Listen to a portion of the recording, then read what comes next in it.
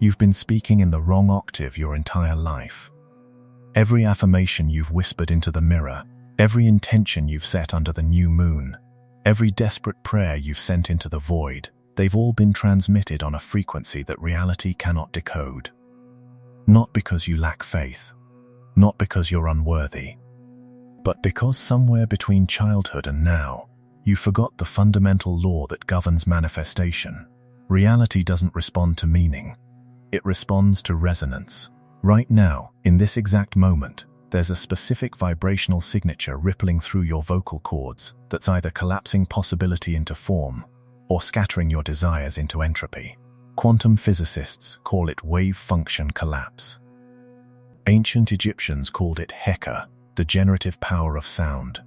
Tibetan monks spent lifetimes mastering it. The CIA's Gateway Process documents, declassified in 2017, dedicated 47 pages to explaining why certain frequencies bypass the filtering mechanisms of consensus reality. But here's what they didn't tell you. It's not just about what frequency you use.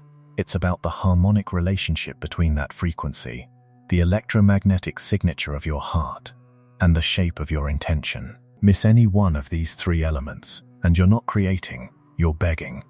You're speaking in a language reality doesn't understand, throwing words at a wall that requires a very specific knock. The monks who achieved bilocation, the mystics who manifested rain, the individuals throughout history who seemed to bend probability itself, they all discovered the same acoustic secret. They understood that sound isn't just vibration traveling through air. Sound is geometry inscribing itself onto the fabric of what's possible. And when you align that geometry with the electromagnetic field your heart generates 60 times per second, when you shape that field with the precise emotional signature of what you're calling into being, something happens that mainstream science can't explain, but can absolutely measure. Your voice stops being a communication tool. It becomes a restructuring force. Reality doesn't grant your wish. It obeys you immediately, not eventually, not if you're worthy, immediately. Because you're no longer asking from outside the system, you're issuing commands from within the operating code itself. In 1787, German physicist Ernst Chladni demonstrated something that would shatter the materialist worldview if anyone had been paying attention. He took a metal plate, covered it with fine sand, and drew a violin bow across its edge. The sand instantly reorganized itself into geometric patterns of stunning complexity. Different frequencies produced different patterns. The sound, invisible, intangible, was directly structuring matter. This wasn't metaphor. This was measurable, repeatable physics. Cymatics, the study of visible sound vibration, has since revealed that every frequency produces a corresponding form. Water exposed to 432 crystallizes into symmetrical, harmonious patterns. Expose that same water to discordant frequencies, and it forms chaotic, fragmented structures. Your body is 70% water. Your cells are bathed in the acoustic environment you create with your voice. But here's what the textbooks won't tell you. This isn't limited to the physical substances you can see. In 1952, physicist David Bohm proposed the holographic principle that reality emerges from an implicate order, a field of pure potential that responds to interference patterns. Sound creates interference patterns.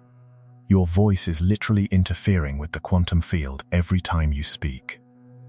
The Vedic texts knew this 4,000 years ago. They called it Shabda Brahman, sonic absolute, the concept that all creation emerges from primordial sound. The Rig Veda explicitly states that the universe was spoken into existence through the sacred syllable Om, which wasn't meant poetically. They understood Om as the fundamental frequency from which all other frequencies derive. The cosmic carrier wave that modulates into the diversity of form. The Hebrew tradition encoded it in their cosmology. In the beginning was the word, not the thought, not the wish, the spoken word. In Kabbalistic teaching, the 22 letters of the Hebrew alphabet aren't just symbols, they're vibrational signatures, acoustic blueprints that the divine used to construct reality. Each letter corresponds to a specific frequency, and when combined in sacred names, they create interference patterns capable of altering physical circumstance. The Egyptian priests understood this as Heka, often mistranslated as magic, but more accurately meaning activating the ka, the vital essence that animates form. Hieroglyphic texts from the Temple of Dendera describe specific vocal techniques used to charge objects, heal bodies, and invoke presence. These weren't superstitions. They were applications of acoustic physics that modern science is only beginning to rediscover. In the 1960s, Swiss scientist Hans Jenny expanded Chladni's work using modern equipment. He subjected liquids, powders, and pastes to precise frequencies and filmed the results. What he captured is almost unbelievable. Organic compounds arranged themselves into structures resembling cells, organs, even primitive organisms, all organized by nothing but sound. He demonstrated that the human voice, particularly vowel sounds, could create and maintain complex three-dimensional structures in responsive mediums. But here's where it gets suppressed. In 1978, French researcher Joel Sternheimer discovered what he called protein music, the idea that each amino acid corresponds to a specific frequency, and that playing the correct sequence of notes could influence protein synthesis in living cells. His research suggested that sound could literally rewrite biological code. The pharmaceutical industry showed brief interest, then the research went quiet, too threatening, too accessible. If sound can heal, if sound can restructure matter at the molecular level, entire industries collapse. The question isn't whether reality responds to sound. The physics is settled. The question is, what harmonic signature have you been broadcasting, and what patterns has it been creating in the field around you? Because every time you speak, you're conducting cymatics at the quantum level. You're organizing the chaos of potential into patterns of probability. And if you've been speaking from fear, from doubt, from the learned helplessness of someone who's tried everything and failed, then that's the pattern you've been instructing reality to maintain. Your voice is a structuring force. The only question is, what structure have you been building? There are three interlocking elements that transform sound from noise into command, and missing even one renders your words powerless. First, carrier frequency. Your vocal cords vibrate between 85 and 255s, depending on pitch and gender, but embedded within that voice is a harmonic signature determined by your autonomic nervous state. When you speak from fear, from desperation, from the sympathetic stress response, your voice carries micro-tremors, fluctuations in pitch that broadcast incoherence to the field. The mathematics are unforgiving. Coherence is measured in heart rate variability, the rhythmic spacing between heartbeats. When that rhythm is chaotic, your electromagnetic field, which extends 3 to 6 feet from your body, according to measurements taken at the Institute of Heart Math, becomes turbulent. That turbulence modulates your voice. You might be saying I am abundant, but the carrier wave underneath is transmitting I am terrified of scarcity. Reality doesn't listen to your words. It reads your signal. Think of it like this. Your words are the content of a radio broadcast, but your nervous system determines what frequency you're broadcasting on. If your heart is generating a chaotic electromagnetic signature, you could be broadcasting the most perfect affirmation on a frequency that nothing in reality is tuned to receive. The Heart Math Institute spent 3 decades measuring this. They found that emotional states alter the electromagnetic information encoded in the heart's rhythm, and that this information is detectable in the brain waves of people standing nearby. They demonstrated that when one person achieves heart coherence, a smooth sine wave pattern in their heart rate variability, people within 6 feet begin to entrain to that pattern. Their hearts synchronize without any conscious effort or physical contact. If human nervous systems can detect and respond to these electromagnetic broadcasts, the quantum field, infinitely more sensitive, certainly does. The field isn't passive, it's responsive. It's always listening, always reading the signal you're emitting. And it responds not to your desperation, but to your resonance. Second element, harmonic intention. This is where most manifestation teachings catastrophically fail. They tell you to intend something, but intention without a target frequency is like shouting into a canyon and expecting a specific echo. The Hermetic principle of correspondence states, as above, so below. As within, so without. This isn't poetry, it's instruction. You must match the frequency of what you're calling in. If you want abundance, you can't speak from the frequency of lack. If you want love, you can't vibrate resentment. This isn't about fake it till you make it. It's about embodying the harmonic state of the reality you're collapsing into form. You can't trick the field. It doesn't respond to performance. It responds to actual energetic signature. The ancient Hawaiians called this pono, alignment, righteousness, balance. When you're in pono, your inner state matches your outer intention. There's no contradiction between what you're saying and what you're being.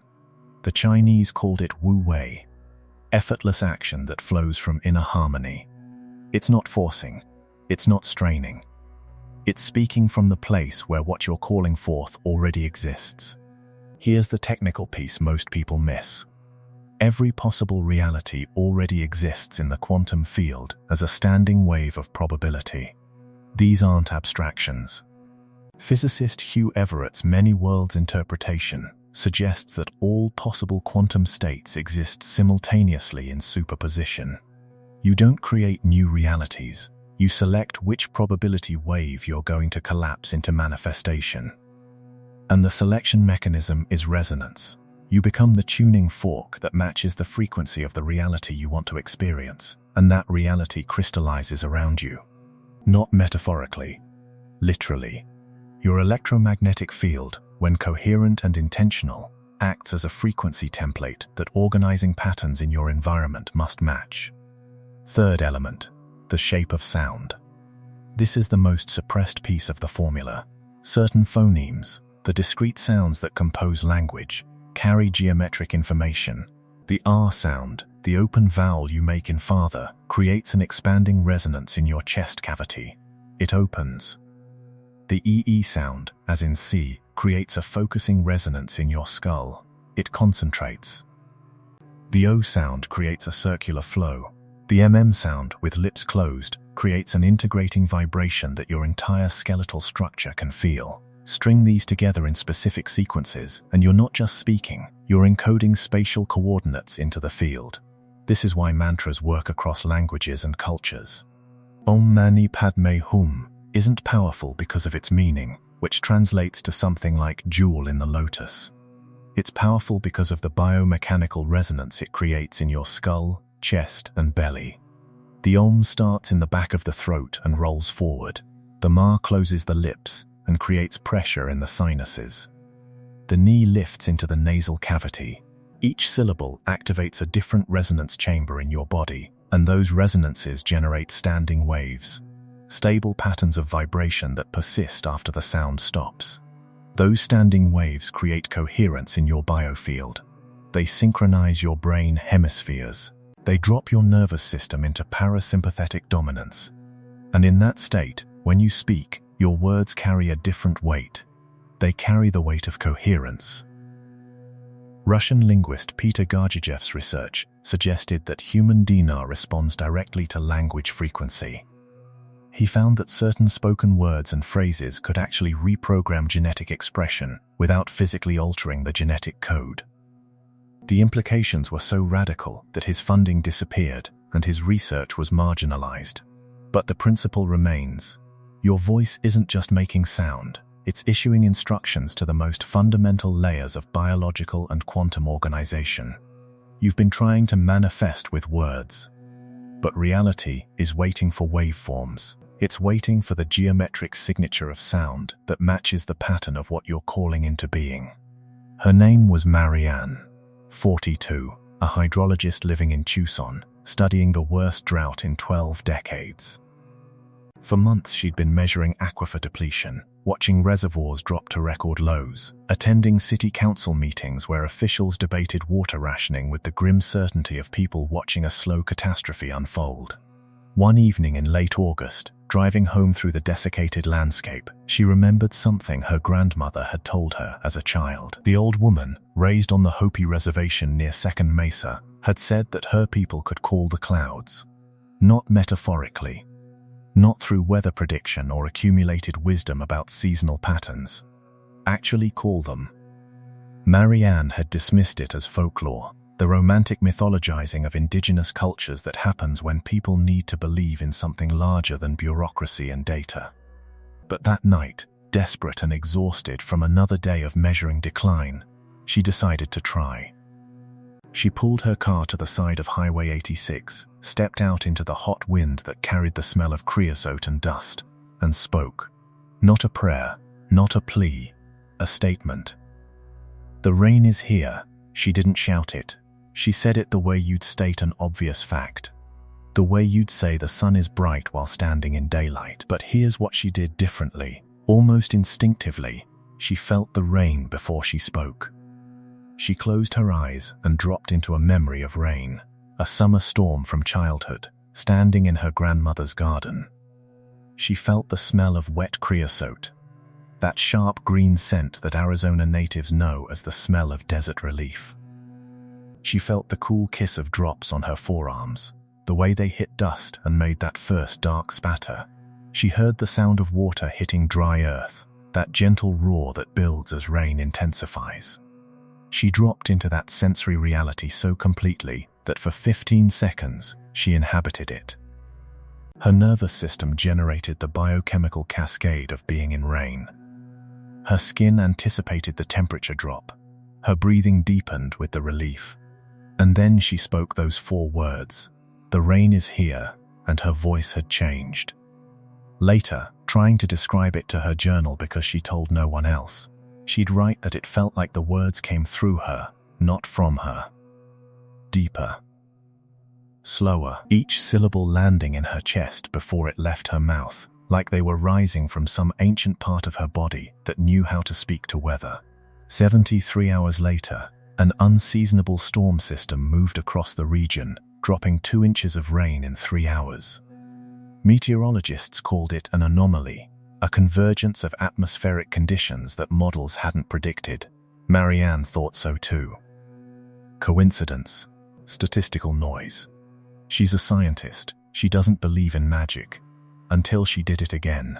3 weeks later, same protocol. Stood under the empty sky, felt the rain completely, spoke the declaration once, walked away. 48 hours. Rain. She tested it 5 times over 2 months, always with the same result, rain within 3 days. Not drizzle, measurable precipitation. Between 1 and 3 inches each time. She told no one. She wasn't trying to prove anything. She wasn't even sure she believed what was happening, but she'd stumbled onto something the ancients knew, something that every indigenous culture with a rain-calling tradition had discovered. When you speak from the reality you're creating, rather than the reality you're in, your voice carries a different acoustic signature. It carries the frequency of the future, and the present has no choice but to reorganize itself to match. Here's the protocol she accidentally discovered, refined now into something you can use immediately. First, close your eyes. Shut down the visual input that keeps anchoring you to current circumstance. Second, feel the reality you're speaking into existence as if it's already true. Not visualize, feel. Let your nervous system generate the biochemical state of that reality. If it's abundance, feel the relief in your shoulders, the ease in your breath, the groundedness in your belly. If it's love, feel the warmth in your chest, the openness in your throat, the safety in your body. Spend 30 seconds minimum in this felt sense. Let it become real in your neurology. Your brain doesn't distinguish between vividly imagined experience and actual experience. It releases the same neurochemicals. It generates the same electromagnetic signature. You're not pretending. You're pre-experiencing. You're tuning your biofield to the frequency of the reality you're about to speak into form. Third, speak your command in present tense, past tense never. Use 5 words or fewer. Make it declarative, simple, unambiguous. I am completely healed now. Money flows to me constantly. I am deeply loved. Fourth, and this is critical, speak it once. Don't repeat. Don't beg.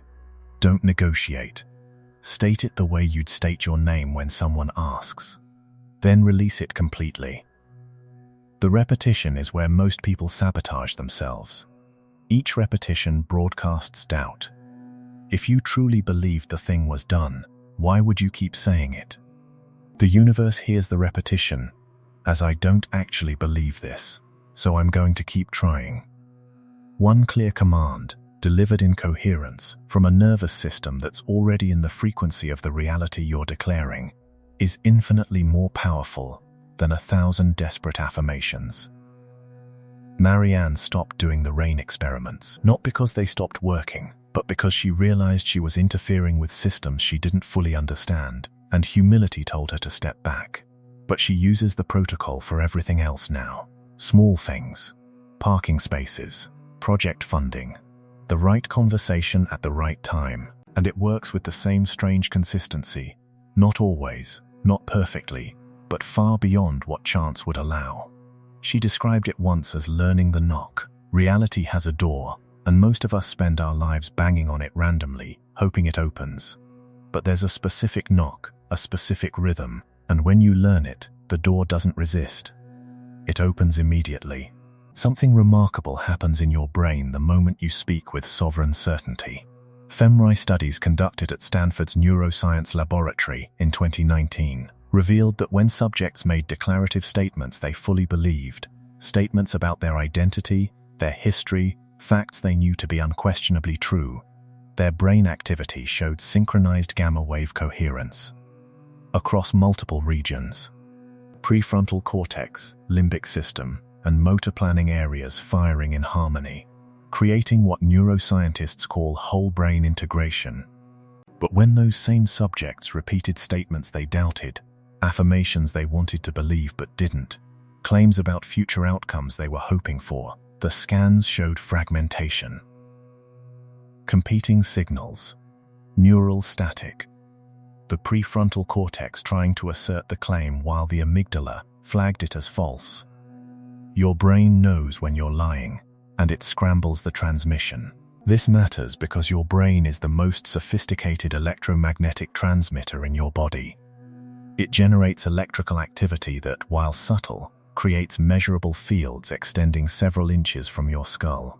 When that activity is coherent, synchronized, the field it generates is stable and organized. When it's fragmented, the field becomes chaotic. And that field interfaces directly with the torsion fields that physicists are beginning to recognize as information carriers at the quantum level. Dr. Andrew Newberg's research on Tibetan monks during toning meditation showed something even more startling. Using SPECT imaging, he measured blood flow and neural activity during specific vocal exercises. During sustained toning, holding vowel sounds at particular frequencies for extended periods, the monks exhibited dramatically increased activity in the parietal lobe, the region responsible for spatial awareness and the sense of self. But here's what's remarkable. As they sustained certain vowel sounds, activity in the posterior superior parietal lobe began to decrease. This is the region that maintains your sense of where you end and the rest of the world begins. As it quieted, the boundary between self and other literally dissolved in their neural activity. They weren't imagining unity with reality. They were experiencing the temporary suspension of the neurological construct that maintains separation. This is the bridge. This is how speaking stops being communication and becomes creation. You temporarily dissolve the filter that separates observer from observed, and in that dissolution, your voice carries the authority of reality speaking to itself.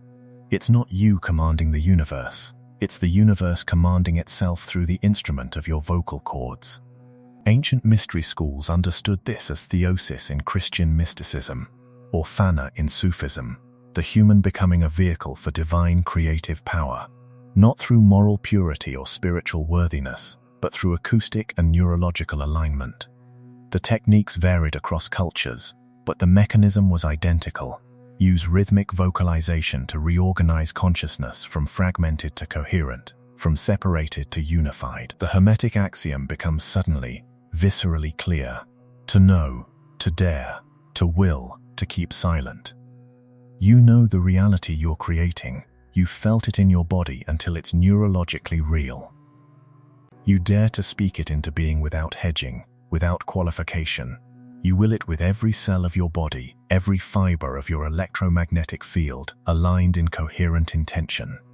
And then you keep silent, because the work is done, and speaking about it further only introduces doubt and contradiction into the field you've just organized. Neuroplasticity research from the University of Wisconsin revealed that monks who practiced vocal meditation for more than 10,000 hours showed permanent structural changes in their brains. Thicker prefrontal cortex, enlarged insula, enhanced connectivity between regions that process sensation and emotion. They had literally rewired their neurology through sound. But here's what gives me chills. The research also showed that novice practitioners, people with zero meditation experience, exhibited temporary versions of these same changes after just 30 minutes of guided vocal practice. The neural reorganization isn't something that takes decades. The capacity is there, dormant, waiting. You use sound to activate it. The transformation you're experiencing right now isn't about learning a new technique. It's about remembering a capacity you've had since you first learned to speak. You were born with this. Infants command reality constantly. They cry, and reality reorganizes itself to meet their needs. They declare what they want, and adults scramble to provide it.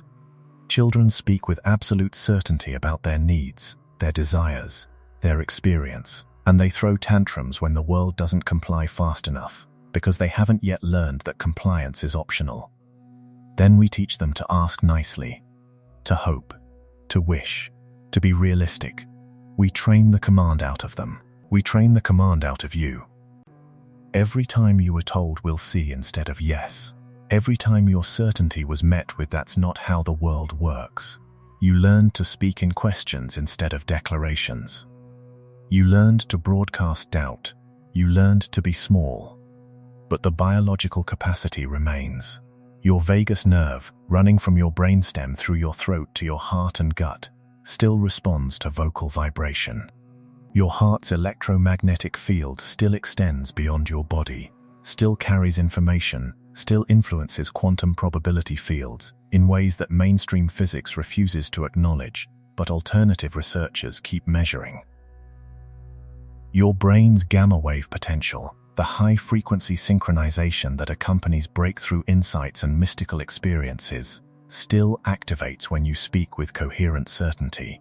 Every spiritual tradition has a practice designed to restore this: Sufi dhikr, Hindu japa, Christian glossolalia, Kabbalistic pronunciation of the divine names. All of them use repetitive, rhythmic vocalization to reorganize your nervous system into coherence. Not repetition of requests, repetition of states. You're not asking for something over and over. You're training your system to hold the frequency of the reality that already contains what you desire. You're learning to be the person who lives in that reality, so that your voice, when you speak, carries the authority of someone who's already there.